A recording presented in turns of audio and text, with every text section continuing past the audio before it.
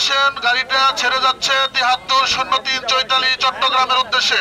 যেহেতু হচ্ছে হঠাৎ করে সিদ্ধান্ত হয়েছে হলগুলো বন্ধ হয়ে যাচ্ছে, এদের অনেক শিক্ষার্থী যারা দূরে যায় এদের হচ্ছে অনেক সময় বিড়ম্বনা শিকার হতে হয়, টিকিট পায় না, ঝামেলা। এই কারণে ডাকসুর পক্ষ থেকে আমরা প্রত্যেকটা বিভাগীয় শহরে বাস সার্ভিস দিচ্ছি, যাতে করে আমাদের শিক্ষার্থীরা নিরাপদে যাইতে পারে, টিকিট নিয়ে সমস্যা না হয়। এটা 15-31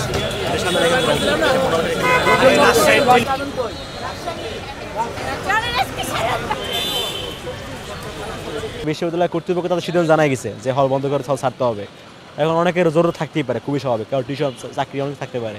এখন তাদের সিদ্ধান্ত তাদের কাছে, এর বাইরে আপাতত কিছু বলতে পারতেছে। যেহেতু বিশ্ববিদ্যালয়ের সিদ্ধান্ত এটা, আমি মনে করি কোঅপারেট করা উচিত। এখন এবার যদি কারো প্রয়োজন থেকে থাকে সেটা আমরা পরবর্তীতে মানে প্রয়োজন অনুযায়ী ব্যবস্থা নিব আর কি। যেহেতু আমরাও আসি, যাচ্ছি না, শিক্ষার্থীদের পাশে সবসময় আসে আর কি, ওটা পরিস্থিতি অনুযায়ী ব্যবস্থা নেওয়া যাবে, সমস্যা নাই।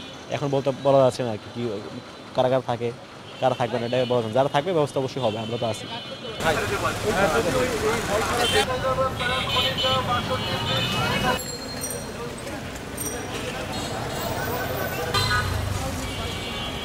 নামমাত্র ভাড়া নির্ধারণ করেছি আর কি। এটা হচ্ছে দূরত্ব অনুযায়ী আর কি, যাতে করে বাসের একটা খরচ তো আছে, তেল খরচ, এগুলো উঠে যায়, এরকম একটা নামমাত্র ভাড়া আর কি, লাভবিহীন। হঠাৎ করে ভূমিকম্প মাত্রা বেড়ে যাওয়ার কারণে আমাদের হলগুলো ঠিক আছে কিনা, ঝুঁকিমুক্ত আছে কিনা এটা চেক করার জন্য বেশ কিছু প্রতিনিধি টিম আসবে, তারা কাজ করতে পারে ঠিকঠাক হবে, এই জন্য আর কি জাস্ট একটু হল খালি করা বলা হয়েছে।